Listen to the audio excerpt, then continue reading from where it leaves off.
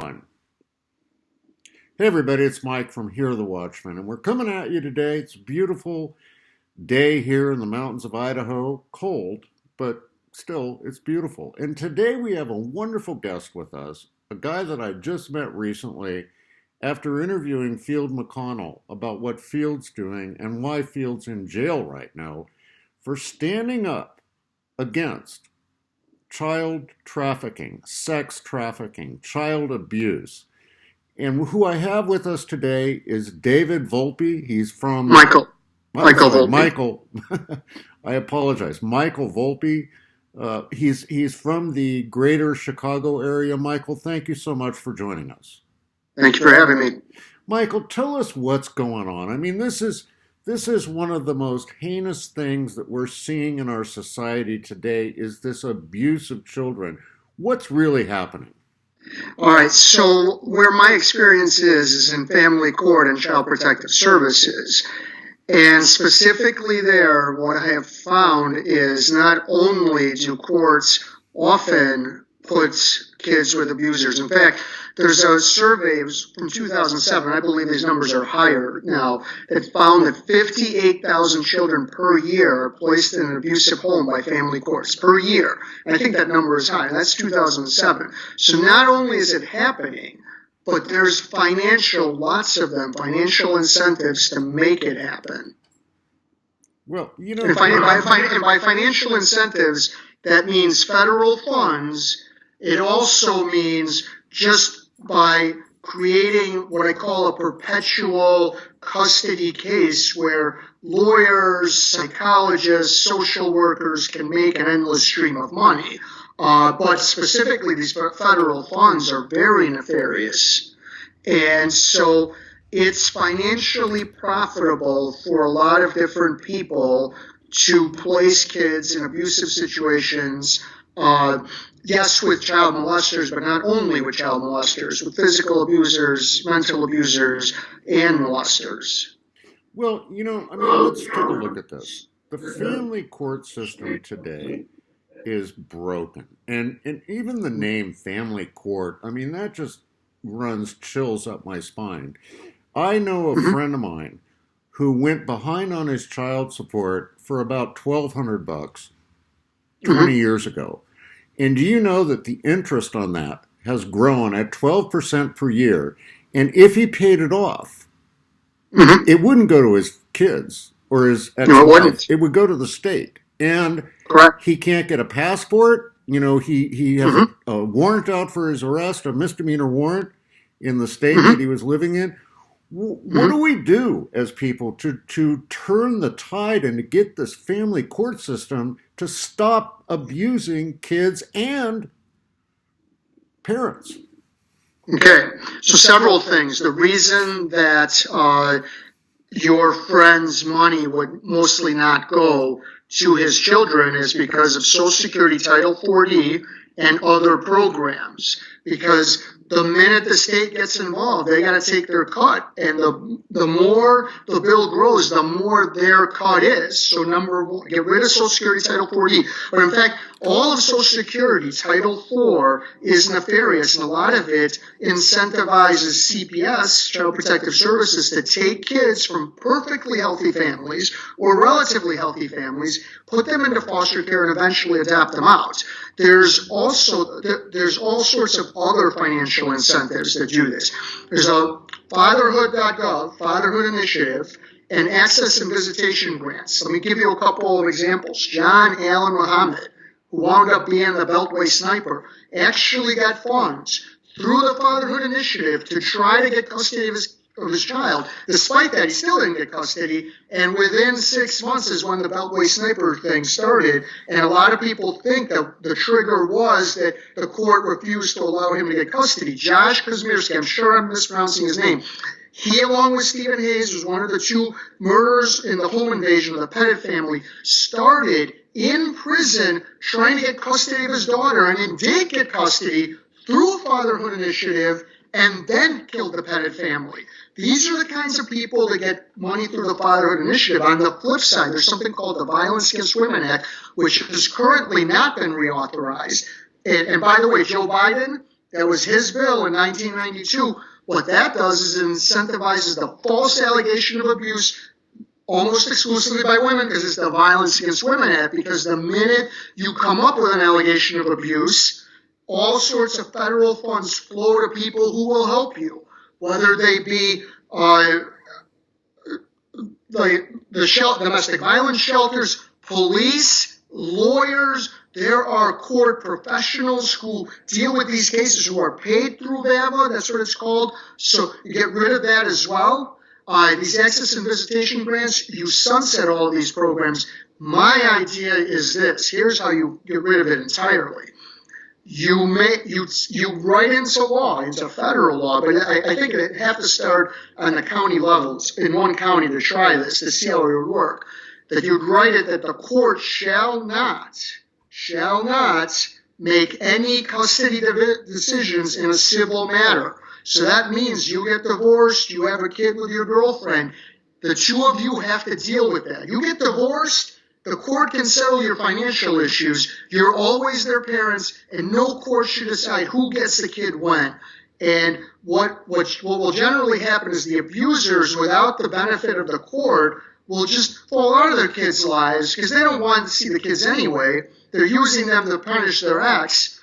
And in all other cases, the parents will just decide it on their own.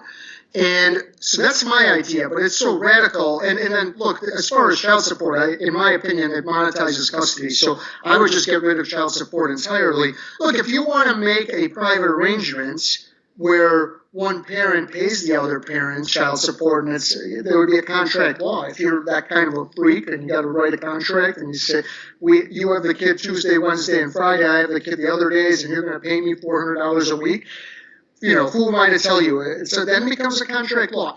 That would be my idea, but I would say the courts should not do anything as far as custody. They have proven time and time and time again that they can't. The other thing is abolish CPS. CPS mostly steals children, and on the flip side, they do not protect vulnerable children. You abolish it. It's illegal. It's unconstitutional. It doesn't make sense. If you are molesting your kid, that's a crime. You're beating your kid, that's a crime. You're taking drugs with your kid in the room, that's a crime. We have a place that's called the police for that. Everything else, look, you let the kid run outside when it's 50 degrees with no socks on, whatever. Leave that alone. Parents aren't perfect. They make plenty of mistakes. But the idea that the state is going to try to figure out who is and is not a good parent is fool's errand. The crime should be investigated by proper authorities, which is law enforcement, and everything else, stay out of it. If the parents screw up the kids, that's how it's supposed to be. Well, Wouldn't be the first time, it's not going to be the last Mike, time. let's look at it this way. Okay. I mean, this is crazy, because if you think about it, once you get a marriage license, okay, now you have brought the state into your marriage. It's a contract between you, your wife, and the state that you live in. In biblical times, when people got married, they got married. There was no need for a marriage license. So, hint number one, the only reason we have a marriage license is money.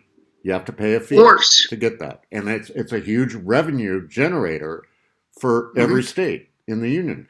Now, you think everything works out. Okay, so you and your spouse end up getting a divorce, and I don't advocate divorce. I try to tell people all the time to work it out, but I myself have been divorced, okay? Sometimes it doesn't work out. Now, you have kids, and the kids are the losers by the court system, because the court will mandate when it is that you are supposed to see your children. It's not fair. It's made by a computer program that figures out who has who so many days of the month and all that. It's crazy. But the kids lose. But then add to that all it takes to get Child Protective Services involved is for someone to call. That's all they got to do. All they got to do is Some call. anyone. It can be anonymous. No, and You and it you can be you totally could get into an false. argument, right? You could get into an argument at work with someone, and to retaliate against you, they can call CPS and make up all sorts of things about you. Can I give you a great example on the other side? I saw a show, it's called Evil Lives Here, with Tiffany Shore. Her father was, I think it's Anthony Allen Shore, but he was the tourniquet killer. So the school called CPS on him because they thought that the kids were malnourished. And he not only convinced his daughters, he had two daughters, both of whom he was molesting at the time, that CPS was worse. But that when CPS showed up and this serial killer was staring them in the eye, they thought he was a perfectly fit parent. So, well, where are we at? They can't figure out who the serial killer is, but if you let your kid walk outside barefoot and it's 55 degrees, they'll take your kid. So, I don't think, and the other thing is that it's not clear if they need a warrant. They'll show up at any time. I did a story about a woman named Rachel Bruno. They just showed up at her mother's house, took the kid, had no warrant, nothing. They're completely illegal, totally unconstitutional, and I think mostly counterproductive. And as I said, it's Part B and Part E, those of Social Security Title IV, they incentivize them to take their kids, to keep their kids in foster care, which is one reason why once your kids get in the system, even if you got parents, cousins, uncles, neighbors, friends, for some reason they won't let the kids stay with them, they'll make sure they're in foster care. It incentivizes that, and then it incentivizes them to be adopted out. And this is why I hear story after story after story of perfectly fit parents having their kids in foster care, and then they're adopted out. It's because the state is making money on it. You get rid of the system, you get rid of CPS, that solves some of the problem. You get rid of fatherhood.gov, you get rid of Social Security Title 4D, VAVA, access and visitation grants, all of these things, they all incentivize this stuff. That reduces it even more. And I think my idea where you just take the state out of it, because look, you're divorced, you're no longer married, you're always their parent though. So I do not understand if you're married and you're arguing about who does what with the kids, do you bring a lawyer, you bring a judge in for that? No. So how come you bring a judge in when you're divorced? You're still the parents. You make the decisions. If you screw them up, well then, you're the parents. You screwed them up. But the state's screwing them up. It's much more likely. It's totally random, and it's often corrupted. And the thing about child custody is it's often the person with the most money. So it's not the fit parent. Let the parents decide on their own. I think that's a much better system. Well, I totally agree. I have a wonderful son who's now an adult. I mean, I just had a grandbaby, and he's married. And I had a wonderful ex-wife who raised him well and had him most of the time, because I felt, a child needs his mom just as much as he needs his father. And we shared custody, and I paid her. And, we did that basically on our own. Now, the state still wanted their share. I had to pay it to the state, right? You couldn't send it to your ex-wife. You had to send it to the state so they could take a fee out of it before your ex-wife gets it. But the problem, Michael, that we're seeing today in our society is the disintegration of the family. So you see these kids, and CPS comes in, and like you said, they don't need a warrant. They don't need any due process in court. They can just come in and take them. And what's heinous about it is some of those kids are going into the child trafficking network. Many of them. And why is CPS so blind to that? I don't think they are blind to that. I think they're driven by money. Look, there's a recent State Department report which found that the biggest driver of child trafficking is the foster care system. So can I give you the case Absolutely. that is front and center for this jacked up family court system, the Rucky case. So I'm going to set this up. David Rucky, according to a Child Protective Services report, once stuck a gun to his then 8-year-old son's head. According to an audio recording, and a police report, he ripped the organ leg off an organ and then started choking his wife with it. According to the same audio recording, he would make comments to his then 13-year-old daughter's boobs. He's got a police report of a bar fight, a road rage incident. He once chased after the same daughter on her 13th birthday until she had to barricade herself in her house. He threatened his neighbors, threatened to kill his in-laws, and yet he has sole custody of all 5 Rucky children, and it's his ex-wife, Sandra Grazzini Rucky, who's the criminal, the 6-time felon, for trying to protect the kids. And if you listen to the media, the police, and the courts, they'll all tell you she's like a mommy dearest. And this is an example. And look, everything I said is backed up. As I said, a CPS report, a police report. So you ask, how is it possible that a guy who sticks a gun to his son's head would get custody? Well, because these courts, they manage what is and is not allowed in to the court. There's something called a motion in limine, which decides this is allowed in and that's not. The judge just made sure that all of these things aren't allowed in. And by the way, that custody trial, I wrote a book about this. It's called Sandra Grazzini Rucky and the World's Last Custody Trial. Part of it, her attorney was forced to conduct handcuffed to a wheelchair. So he gives sole custody in a custody trial where he makes the lawyer conduct part of it handcuffed to a wheelchair. You think if that was a criminal trial and that happened, that criminal and the criminal was convicted, that would stand up in court? No. But it's a custody trial where there are no rules. By the way, the judge's name is David Knutson. And another thing, and this is nefarious, this case was covered by 2020. And 2020 pretended like the gun to the head incident didn't exist. The choking the ex-wife with an organ leg didn't exist, and said we couldn't find no evidence of physical abuse. We could find no evidence, even though it's in police reports, CPS reports. So I think there's at least a portion of the media, certainly in the mainstream media. And let me give you another one. There's another case, it's called the Wolferts case. That was done by Dr. Phil. They're both very similar.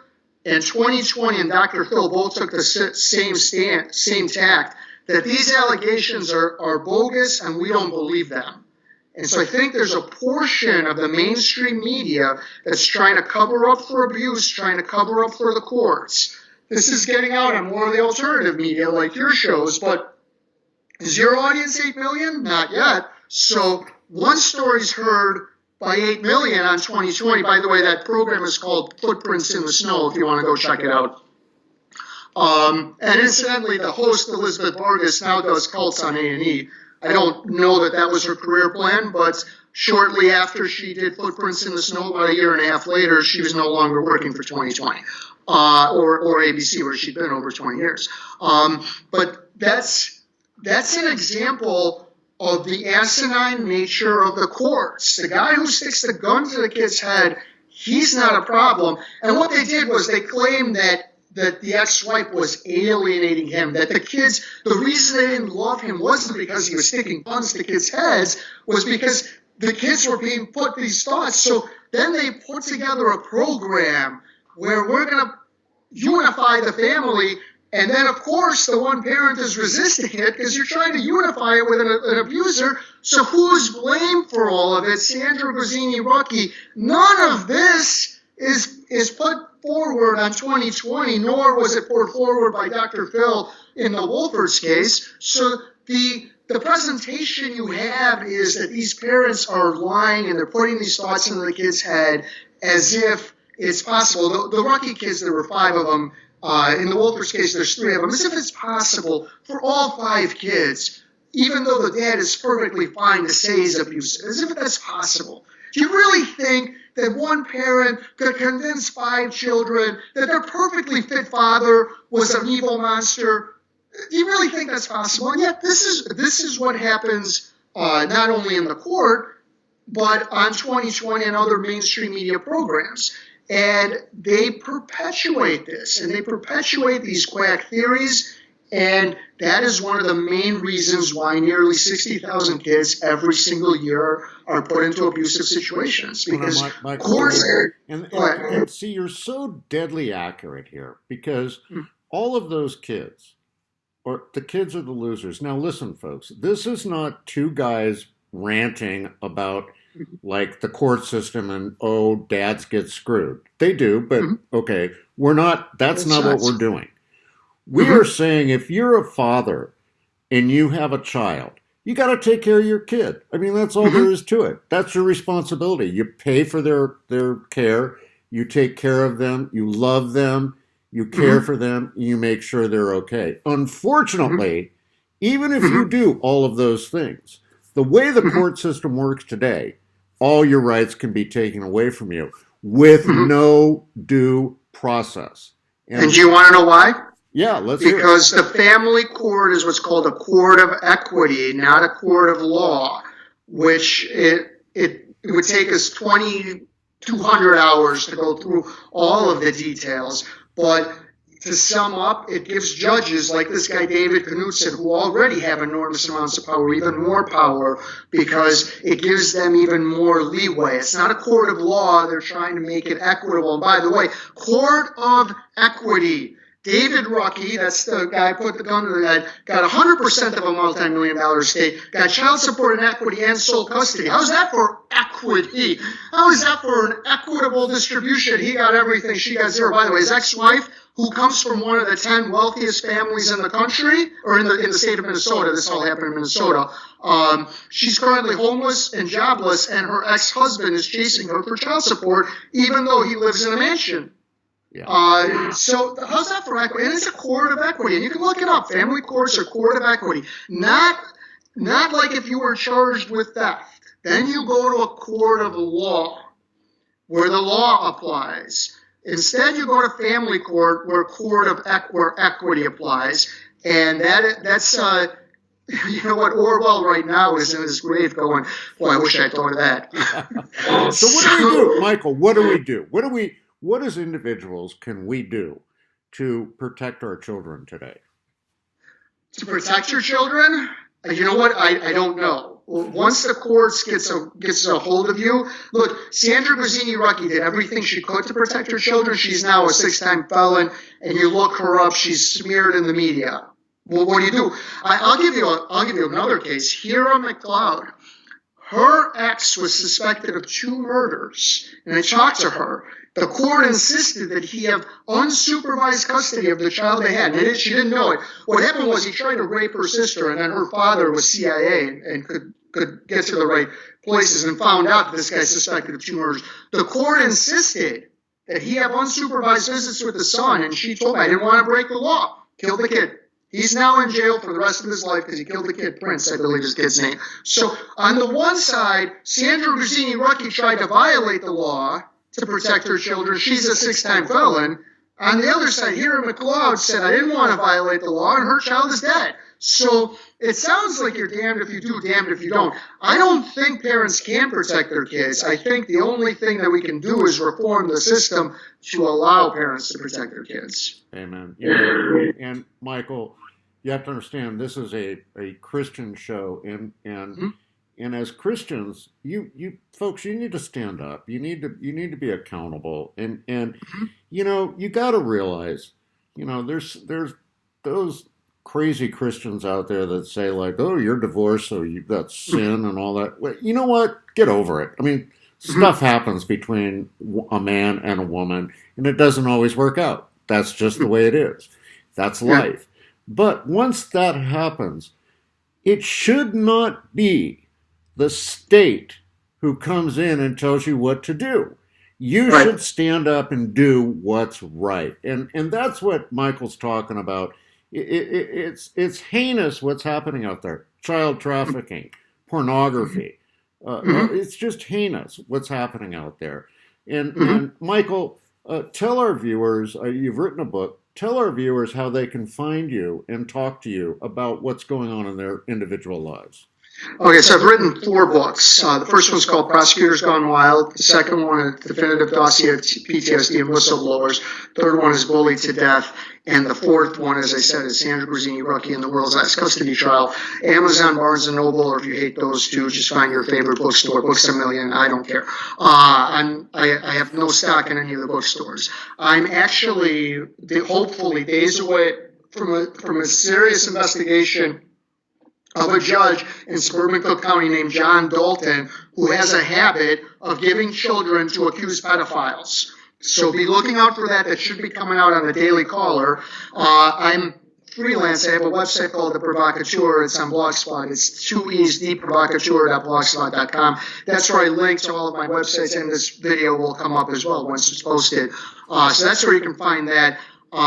But I've done a lot of work on family court. Look, I think that's part of the problem is that Christians think, oh, if you got divorced, that they judge you, which is fine, but I don't think that your punishment for falling out of love. And by the way, David Rucky's ripped an organ leg off the organ and started choking his wife. She's supposed to stay married to that guy? Yeah. You're supposed to, that's the Christian thing to know? Just because, I mean, come on. Right. So, whatever you think of them, these people deserve the chance to restart their lives. They certainly should not have the court menacing in their lives, mixing in their lives. In the Rucky case, I heard that attorney, the one who was forced to conduct part of the trial, handcuffed to a wheelchair, said there were over 4,000 court orders regulating the family, 99.9, of course, against Sandra Grazzini Rucky. How would you like it if a judge told you 4,000 different things to do with your family and your children and your ex-husband? But that's the problem, Michael. That's the problem. When you get in family court, and I've been through this personally, and I have friends that have been through this, the court tries to tell you what you should do. This is when you'll do it. Listen, I had a friend of mine who was making a good amount of money. And so he goes to court, family court, right? And they have, I forget what they call it, but they have a computer program. And they put in how much he makes. And they say, okay, you need to pay $5,000 a month in child support.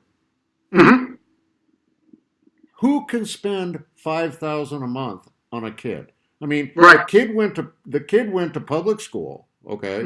So who can spend that? But the court says, well, the computer says this is what you need to pay. Right.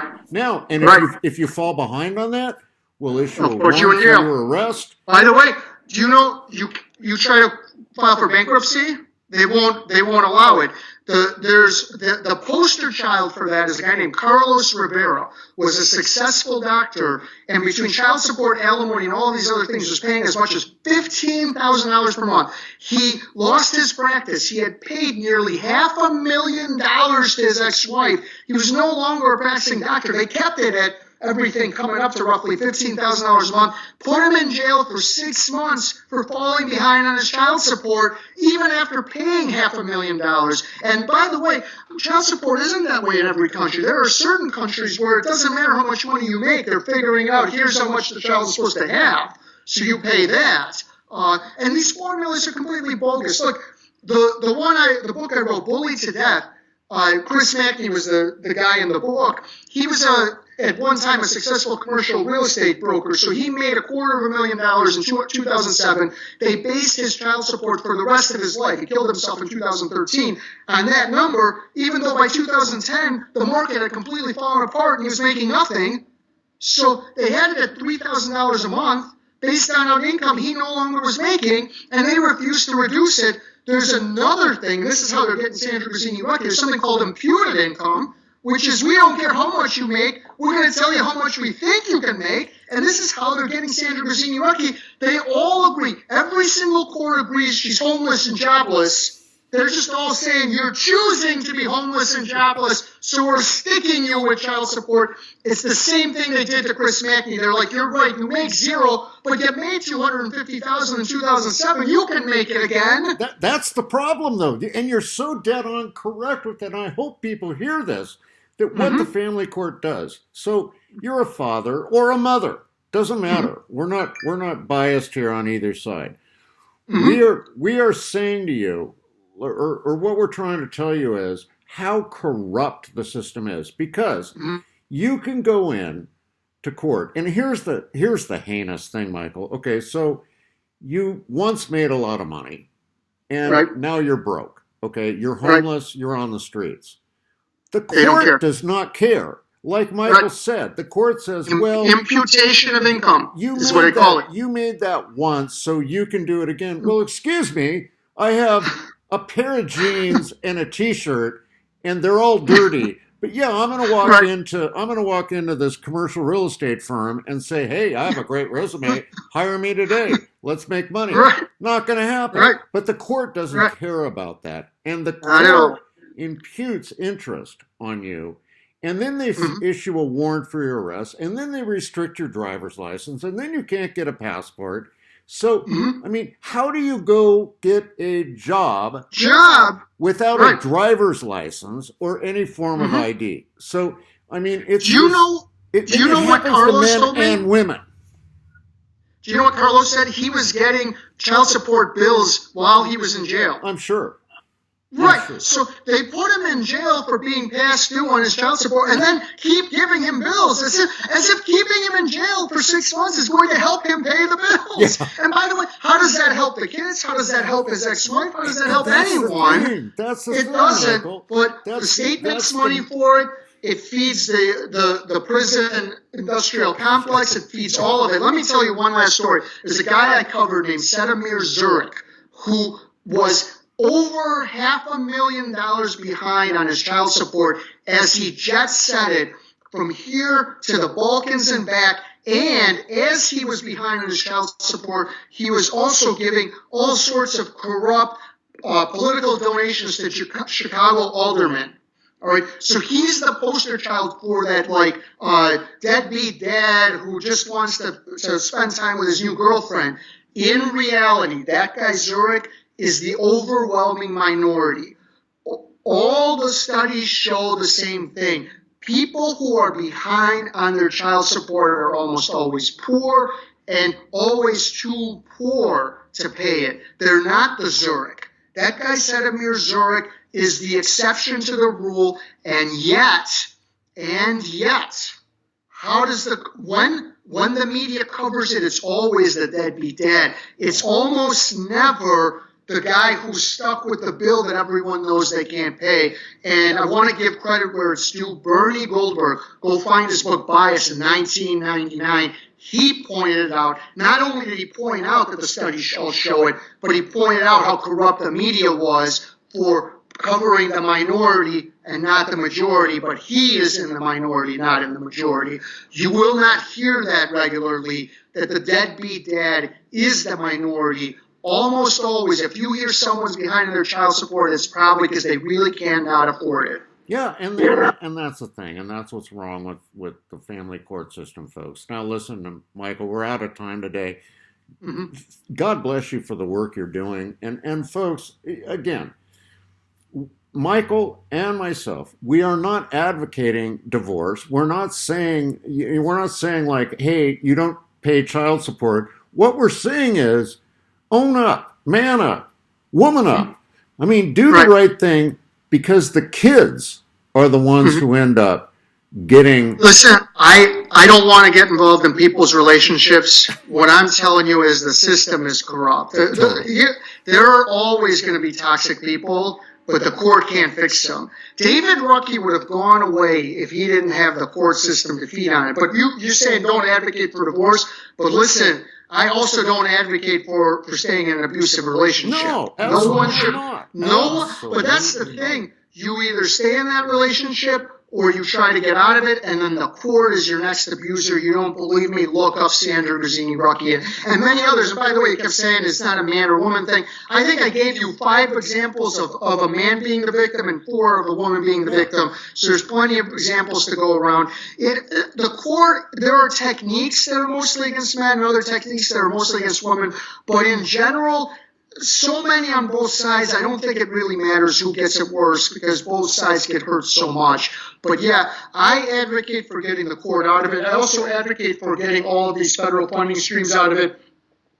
And the other thing is there's a lot of court professionals, like guardian ad litem, and there's a lot of other terms for them. Get rid of them as well. Look, if you get rid of courts making custody decisions, you'll get rid of the guardian ad litem and all of that. That's what I advocate for. I look at the system. I'm not a parenting expert, so I won't tell you how to parent. I won't tell you how to be in a relationship. But I will tell you, if your husband's choking you with an organ leg, you are perfectly within your rights to get out of that relationship. I don't mean to laugh. But even my dog in the background here, she can figure that out. So Right. So anyway, listen, folks. Michael, thank you so much for joining us. We're going to have you back on another show. We may even have you at one of our conferences to talk about the corruption that goes on in the family court system. So God bless you. Thank you so much for being with us. Thank you for having me. Listen, folks, that's going to wrap it up for this edition of the Watchman's Report. And remember, as I always say when I close my show, there is absolutely nothing you can't do with Jesus in your heart, except nothing at all. Get out there, get busy, fight the system, make a difference. It's all up to you. God bless. See you next time here on the Watchman's Report.